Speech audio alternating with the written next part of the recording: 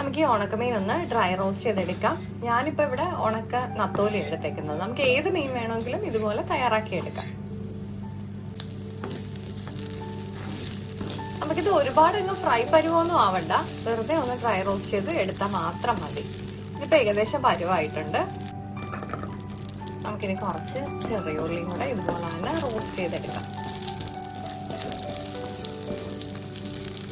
നമുക്കിതിലേക്ക് ആവശ്യത്തിനുള്ള ഉണക്കമുളക് ഇട്ട് കൊടുക്കാം. നമുക്ക് ഒരു രണ്ട് കറിവേപ്പിലയും കൂടെ ഇട്ട് കൊടുത്തിട്ടുണ്ട്. ഇനി നമുക്കിതൊന്ന് നന്നായിട്ട് മൂപ്പിച്ചെടുക്കാം. മുളകൊക്കെ നമ്മുടെ എരിവ് അനുസരിച്ചിട്ട് ചേർത്ത് കൊടുക്കാം. ഇതിപ്പോൾ എനിക്ക് നല്ല എരിവുള്ള ഉണക്കമുളക് ആയതുകൊണ്ടാണ് ഞാൻ കുറച്ച് ചേർത്ത് കൊടുത്തത്.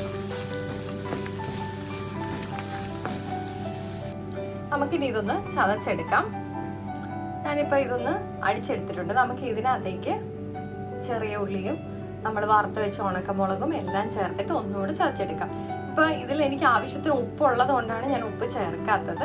ഇല്ല, നമ്മൾ എടുക്കുന്ന സമയത്ത് ഉപ്പ് കുറവായിട്ട് തോന്നുന്നുണ്ടെങ്കിൽ ലേശം ഉപ്പ് ചേർത്ത് കൊടുത്താൽ മതി. നമുക്കിനി ഇതൊന്ന് നന്നായിട്ട് ചതച്ചെടുക്കാം. അപ്പം നമ്മുടെ ചമ്മന്തി ഇവിടെ നന്നായിട്ട് അടിച്ചെടുത്തിട്ടുണ്ട്.